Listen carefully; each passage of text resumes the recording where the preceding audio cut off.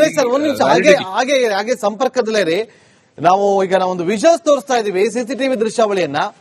ಬಾರಾಮತಿ ಬಳಿ ಇವತ್ತು ಬೆಳಗ್ಗೆ 8:45 ಸಂಭವಿಸಿದಂತ ಈ ಒಂದು ದುರಂತ, ಈ ವಿಮಾನ ಪತನ ಆಯ್ತಲ್ಲ, ಆ ಪತನ ಆದ ಸಂದರ್ಭದ ಎಕ್ಸ್ಕ್ಲೂಸಿವ್ ದೃಶ್ಯಾವಳಿಯನ್ನ ನೀವೀಗ ನೋಡ್ತಾ ಇದ್ರಿ. ಎಕ್ಸ್ಕ್ಲೂಸಿವ್ ದೃಶ್ಯಾವಳಿಯನ್ನ ನೀವೀಗ ಗಮನಿಸಿದ್ರಿ. ದಿನೇಶ್ ಅವರು ನೋಡಿ, ಈಗ ಕಂಟಿನ್ಯೂ ಮಾಡಿ ಪ್ಲೀಸ್. ಏನೋ ವಿಚಾರವನ್ನ ನೋಡಿ. ಒಂದ್ ನಿಮಿಷ ಸರ್ ಬರ್ತೀನಿ ನೋಡಿ. ಸಿಸಿಟಿವಿ ಫುಟೇಜ್ ಅನ್ನ ನೀವು ನೋಡ್ತಾ ಇದ್ರಿ.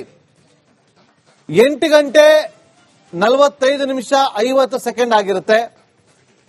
ಅಲ್ಲಿ ನಿಮ್ಗೆ ಕಾಣಿಸುತ್ತೆ ದೊಡ್ಡವಾದಂತ ಹೊಗೆ ಆವರಿಸುತ್ತೆ. ಅಲ್ಲಿ ದೊಡ್ಡದಾಗೇನೋ ಬ್ಲಾಸ್ಟ್ ಆದಂತೆ ಕಾಣುತ್ತೆ. ಅದು ವಿಮಾನ ಪತನ ಆದ ಸಂದರ್ಭದ ಸಿಸಿಟಿವಿಯಲ್ಲಿ ಸೆರೆ ಆಗಿರುವಂತಹ ಎಕ್ಸ್ಕ್ಲೂಸಿವ್ ದೃಶ್ಯಾವಳಿ ಇದು. ಎಕ್ಸ್ಕ್ಲೂಸಿವ್ ನೋಡಿ, ಇಲ್ಲಿ ಹೊಗೆ ಕಾಣಿಸ್ತಾ ಇದೆ ನಿಮ್ಗೆ.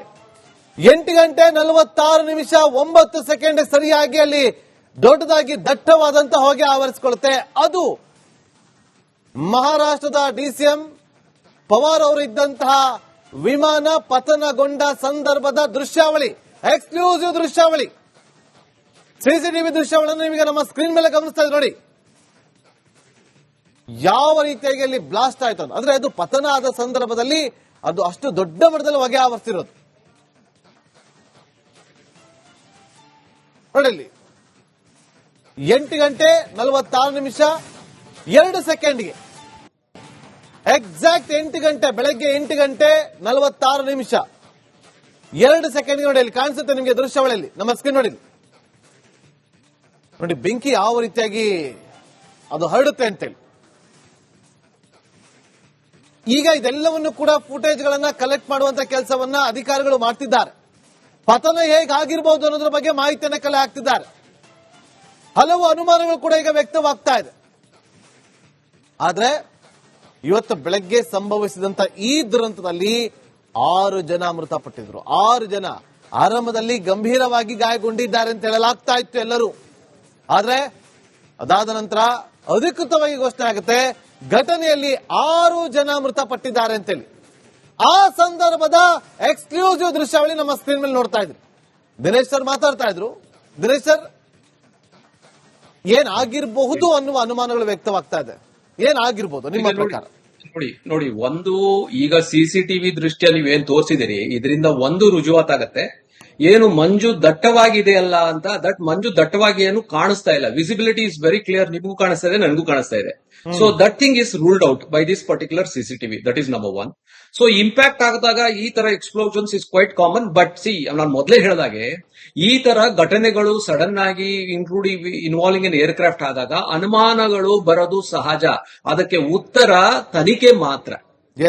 ವೈಜ್ಞಾನಿಕವಾದ ತನಿಖೆ, ಸೈಂಟಿಫಿಕ್ ಇನ್ವೆಸ್ಟಿಗೇಷನ್ಸ್ ಯಾವಾಗ ಮಾಡ್ತೀವಿ, ಈ ಅನುಮಾನಗಳಿಗೆ ಒಂದು ಉತ್ತರ ಸಿಗುತ್ತೆ ಹೊರತು ಇಮ್ಯಾಜಿನೇಷನ್ಗೆ ಅವಕಾಶ ಕೊಡಬಾರ್ದು ಯಾವುದೇ ಕಾರಣದಿಂದನು. ಅಂದ್ರೆ ಕಾಲ್ಪನಿಕದಿಂದ ಯಾರಾದ್ರೂ ಮಾಡ್ತಾರೆ without any substantiation, they are mischievous ಅಂತ ಹೇಳ್ಬೋದು ಅಷ್ಟೇ ಹೊರತು ಅವರ ಹೇಳಿಕೆಗಳನ್ನ ನಾವು ಇಗ್ನೋರ್ ಮಾಡೋದು ತುಂಬಾ ಉತ್ತಮ. ತನಿಖೆ ಮಾಡಿ ಆ ವೈಜ್ಞಾನಿಕದ ವಿಶ್ಲೇಷಣೆ, ವೈಜ್ಞಾನಿಕ ತನಿಖೆ, ಅದರ ಆಧಾರದ ಮೇಲೆ ಸತ್ಯ ನಾವು ಅರ್ಥಕೊಂಡಾಗ ಇದಕ್ಕೆ ನಮಗೆ ಉತ್ತರ ಸಿಗ್ತದೆ.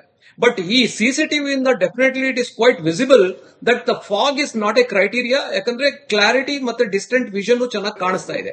ಸೊ ಇದು ಒಂದು ಮೊದಲನೇ ಎಕ್ಸ್ಪ್ಲನೇಷನ್. ಎರಡನೇದು, ಈಗ ತನಿಖೆ ಯಾವ ರೀತಿ ಮಾಡ್ತಾರೆ. First is the more important thing is ಅಲ್ಲಿರ್ತಕ್ಕಂಥ SP ಯ ಮೂಲ ಕರ್ತವ್ಯ ಆ ಕ್ರೈಮ್ ಸೀನ್ ಅನ್ನ ಇಂಟ್ಯಾಕ್ಟ್ ಮಾಡೋದು. ಅಂದ್ರೆ ಸುತ್ತಮುತ್ತಲು ಯಾರು ಜನ ಬರ್ದೇ ಆಗ ನೋಡೋದು. ಬಟ್ ಈಗ ಜನ ಹೋಗ್ತಾರೆ ಬರ್ತಾರೆ, ಯಾಕಂದ್ರೆ ಅಲ್ಲಿರ್ತಕ್ಕಂಥ ಮೊಬೈಲ್ ಫೋನ್ ಆಗ್ಲಿ, ಅವ್ರಿಗೆ ಬಿಲಾಂಗಿಂಗ್ಸ್ ಆಗ್ಲಿ, may be some important documents ಇರ್ಲಿ, ಈ belong to the so called victims ಇರ್ತದೆ. ಆಮೇಲೆ ಎಲ್ಲದಕ್ಕಿಂತ ವಾಚ್ ನೋಡ್ಬಿಟ್ಟು ಐಡೆಂಟಿಫೈ ಮಾಡ್ತಾರೆ ಅಂದಲ್ಲ, that is against the protocol. DNA ಮಾಡ್ಲೇಬೇಕಾಗತ್ತೆ if it is totally completely disfigurated and mutilated. ಯಾಕಂದ್ರೆ ಫುಲ್ ಬರ್ನ್ಸ್ ಆಗಿರೋದ್ರಿಂದ. ಈಗ ಫಾರ್ ಎಕ್ಸಾಂಪಲ್ ಅವರು ಹೋಗೋ ಟೈಮಲ್ಲಿ ವಾಚ್ ಎಕ್ಸ್ಚೇಂಜ್ ಮಾಡಿದ್ರೆ ಬೇರೆಯವ್ರ ಕೈನಲ್ಲಿ ವಾಚ್ ಇದ್ದಾಗ, ಯು ಅಂಡರ್ಸ್ಟ್ಯಾಂಡ್. ಸೊ ಈ ತರದ ಒಂದು ಸನ್ನಿವೇಶಗಳಲ್ಲಿ ಕ್ರಿಯೇಟ್ ಆಗ್ತದೆ. So definitely DNA is always a criteria or indication ಈ ತರ ಪ್ರಸಂಗಗಳಲ್ಲಿ ಇವ್ರು ಯಾರು ಅಂತ ವಿಕ್ಟಿಮ್ ಐಡೆಂಟಿಫೈ ಮಾಡ್ಲಿಕ್ಕೆ. So I think definitely they are going to do it. ಇದು ಒಂದು. ಆಮೇಲೆ ಎರಡನೇದು, ಅಲ್ಲಿ ಫ್ಲೈಟ್ ಡೇಟಾ ರೆಕಾರ್ಡರ್ಸ್ ಮತ್ತೆ ಫ್ಲೈಟ್ ವಾಯ್ಸ್ ರೆಕಾರ್ಡರ್ಸ್ ಇರ್ತದೆ, ಅದನ್ನ ಸೀಸ್ ಮಾಡೋದು ಮೂಲ ಕರ್ತವ್ಯ. ಹೂಎವರ್ ಇಸ್ ದ ಪರ್ಸನ್ ಅದನ್ನ ಫಸ್ಟ್ ಟ್ರೇಸ್ ಮಾಡಿ ಇದು ಮಾಡೋದು. ಪ್ಲಸ್ ಏನ್ ಕಮ್ಯುನಿಕೇಶನ್ ಇದೆ that is always recorded with ATC ನಲ್ಲಿ ರೆಕಾರ್ಡ್ ಆಗೇ ಇರ್ತದೆ. ಆಮೇಲೆ ಈಗ CCTVದು ಪ್ಲಸ್ ಮೊಬೈಲ್ಸ್ದು ಯಾರ್ಯಾರು ಜನ ಹತ್ರ ಇದಾರೆ ಆ ಮೊಬೈಲ್ ರೆಕಾರ್ಡಿಂಗ್ಸ್ ಅದನ್ನೆಲ್ಲ ತನಿಖಾದಾರಿ ಕರೆಕ್ಟ್ ಮಾಡೇ ಮಾಡ್ತಾರೆ. ಇದು ಎಲ್ಲದಕ್ಕಿಂತ DGCA will definitely order and investigations where aircraft investigation bureau ಅಂತ ಇರ್ತದೆ. That is where it is the international agencies ಇರ್ತದೆ. Even the owners of the aircraft, I don't know the make of the aircraft, ಅವರಲ್ಲೂ ಒಂದು ತನಿಖಾ ಘಟಕ ಇರ್ತದೆ. ಅವರು ಸಹ ಇದರ ಬಗ್ಗೆ ತನಿಖೆ ಮಾಡ್ತಾರೆ. This is the first part in relation to the mechanics of the aircraft. If coming to the other aspects ಏನಂದ್ರೆ, ಈಗ ಅಲ್ಲಿ ಪೈಲಟ್ ಮತ್ತೆ ಎಸ್ಪೆಷಲಿ ಎಲ್ಲಿ ಏರ್ಕ್ರಾಫ್ಟ್ ಸ್ಟಾರ್ಟ್ ಆಯ್ತು ಅಂದ್ರೆ ಮುಂಬೈಯಿಂದ ಬಿಟ್ಟಿದ್ದಾರೆ. ಆ ಮುಂಬೈ ಏರ್ಕ್ರಾಫ್ಟ್ ನಲ್ಲಿ if there is to rule out sabotage, ಅಲ್ಲಿರ್ತಕ್ಕಂಥ CCTV ಎಂಪ್ಲಾಯೀಸ್ ಯಾರು, who was on duty and what mechanics are thing, inspection clearance ಯಾರು ಕೊಟ್ರು, ವೆದರ್ ಕ್ಲಿಯರೆನ್ಸ್ ಯಾರು ಕೊಟ್ರು, ಪ್ಲಸ್ ಅಲ್ಲಿ ಮೆಕ್ಯಾನಿಕಲ್ಸ್ ಯಾರಿದ್ರು, ಅವ್ರ ಇನ್ಪುಟ್ಸ್ ಏನಿದೆ, that should be closely scrutinise. Fuel ಯಾರು ಹಾಕೋದ್ರು, ಫ್ಯೂಲ್ ನಲ್ಲಿ ಏನಾದ್ರೂ ಅಡಲ್ಟ್ರೇಷನ್ ಇದೆಯೋ ಆಗಿದೆಯೋ, that means in every aspect before the clearance was given for the aircraft to move, ಅದನ್ನ ತನಿಖೆ including the human part, mechanical part plus the technical part, ಇದನ್ನೆಲ್ಲ ತನಿಖೆನಲ್ಲಿ ಒಳಪಡಿಸೋದು. That is an inquiry, that is how the investigation starts. ತದನಂತರ ಇವರು ಸತ್ತಿರ್ತಕ್ಕಂಥ ಪ್ರತಿಯೊಬ್ರು victim ನ ಟಾಕ್ಸಿಕಾಲಜಿಕಲ್ ಎಕ್ಸಾಮಿನೇಷನ್ ಮಾಡ್ತೀವಿ. ದಟ್ ಮೀನ್ಸ್ ಇವರಲ್ಲಿ ಏನಾದ್ರೂ ಎಸ್ಪೆಷಲಿ ದ ಪೈಲಟ್ಸ್ ಅಲ್ಲಿ ಆರೋಗ್ಯದ ಸಮಸ್ಯೆ ಇರಲಿ, ಇಲ್ಲ ಟಾಕ್ಸಿಕಾಲಜಿಕಲ್ ಇನ್ವೆಸ್ಟಿಗೇಷನ್ ಆಗಲಿ, ಅದು ಸಹ ಮಾಡ್ತಾರೆ. Mechanical aspects aircraft investigation bureau will definitely take care. Post mortem ನಲ್ಲಿ ಇವ್ರು ಆಗಿರ್ತಕ್ಕಂಥ ಇಂಪ್ಯಾಕ್ಟ್, ಒಂದು ಏರ್ಕ್ರಾಫ್ಟ್ ಇಂಪ್ಯಾಕ್ಟ್ ಇಂದಾನೆ ಆಯ್ತಾ, ಅದರೊಳಗಿರೋ ಫಾರ್ ಎಕ್ಸಾಂಪಲ್ ಯಾರಾದ್ರೂ ಹೇಳ್ಬೋದು ಇಲ್ಲ ಇದರಲ್ಲಿ ಬಾಂಬ್ ಇತ್ತು ಅಂತ. ಸೊ ಬಾಂಬ್ ಇದ್ದಾಗ ಎಕ್ಸ್ಪ್ಲೋಸಿವ್ಸ್ ಏನಾದ್ರೂ ಸಬ್ಸ್ಟೆನ್ಸ್ ಇದೆಯಾ ಅದನ್ನ ಸಹ ಸ್ಯಾಂಪಲ್ಸ್ ನ ತಕೊಂಡು ಫ್ರಮ್ ದ ಬಾಡಿ ಆಗ್ಲಿ, ಆ ಏರ್ಕ್ರಾಫ್ಟ್ ಆಕ್ಸಿಡೆಂಟ್ ಆಗಿರ್ತಕ್ಕಂಥ ಸೈಟ್ ಆಗ್ಲಿ, ಅದನ್ನೆಲ್ಲ ಸ್ಯಾಂಪಲ್ ತಗೊಂಡು ಫೋರೆನ್ಸಿಕ್ ಲ್ಯಾಬ್ ನಲ್ಲಿ ಇನ್ವೆಸ್ಟಿಗೇಟ್ ಮಾಡ್ತಾರೆ. ಮತ್ತೆ ಏರ್ಕ್ರಾಫ್ಟ್ ಫ್ಯೂಲ್ ಇಂದ ಲೀಕ್ ಆಗಿ ಏನು ಆಗಿದೆ ಅದರಿಂದನೂ ಸಹ ರುಜುವಾತಾಗತ್ತೆ. ಬಟ್ ಡೆಫಿನೆಟ್ಲಿ ನಾನು ಮೊದಲೇ ಹೇಳಿದಾಗೆ, ಯಾವಾಗ ವೈಜ್ಞಾನಿಕವಾದ ಒಂದು ತನಿಖೆ ಆಗತ್ತೆ, ಅದರಲ್ಲಿ ಬರ್ತಕ್ಕಂಥ answer, that is the only answer for all this speculation. Scientific investigation ಬಹಳ ಪ್ರಾಮುಖ್ಯತೆಯನ್ನು ಪಡೆದುಕೊಳ್ಳುತ್ತೆ ಅಂತ ಹೇಳ್ತಾ ಇದ್ರಿ. ನೀವೊಬ್ರು ಫೋರೆನ್ಸಿಕ್ ಎಕ್ಸ್ಪರ್ಟ್ ಆಗಿರುವಂತ ಹಿನ್ನೆಲೆಯಲ್ಲಿ ನಮ್ಮ ಈಗಿರುವಂತ ಕುತೂಹಲ ಜೊತೆಗೆ ಅನುಮಾನಗಳಂತಂದ್ರೆ, ಈಗ ಈ ಒಂದು ವಿಮಾನ ಪತನ ಆಗಿದೆ, ಪತನ ಆದಂತ ಜಾಗದಲ್ಲಿ ಯಾವ ರೀತಿಯಾದಂತಹ ಒಂದಷ್ಟು ಸಾಕ್ಷ್ಯಗಳನ್ನ ಸಂಗ್ರಹಿಸುವಂತ ಕೆಲಸಗಳಾಗುತ್ತೆ, ಆ ಜಾಗದಲ್ಲಿ ಹೇಗೆ ಇನ್ವೆಸ್ಟಿಗೇಷನ್ ಮಾಡಬಹುದು? ನಾನು ಮೊದಲೇ ಹೇಳಿದಾಗೆ, ಆ ಜಾಗ ಏನಿದೆ that should be declared as a crime scene and it should be secured, full secured ಮಾಡಿ ಆದ್ಮೇಲೆ ಇರ್ತಕ್ಕಂಥ ಎಲ್ಲ especially the mechanical aspects aircraft ನಲ್ಲಿ ಏನೇನು ಉಳಿದಿದೆ ಅದನ್ನ ಶೇಖರಣೆ ಮಾಡ್ತಾರೆ to understand the type of impact. ಯಾಕಂದ್ರೆ ಆ ಇಂಪ್ಯಾಕ್ಟ್ ಆಗಿರ್ತಕ್ಕಂಥ ಡ್ಯಾಮೇಜಸ್ ಏನಿದೆ mechanical parts to the structure of the aircraft, so ಅದನ್ನ ಪ್ಲಸ್ ಆ ಇಂಜಿನ್ ಆಗಿರ್ಲಿ ಅದನ್ನಲ್ಲಿ ಏನು ಉಳ್ಕೊಂಡಿದೆ ಅದನ್ನು ಸಹ ಪುನಃ ಪರೀಕ್ಷೆ ಮಾಡ್ತಾರೆ. ದಟ್ ಈಸ್ ಮೋಸ್ಟ್ ಇದು to rule out any mechanical ಸ್ಯಾಬೋಟೇಜ್.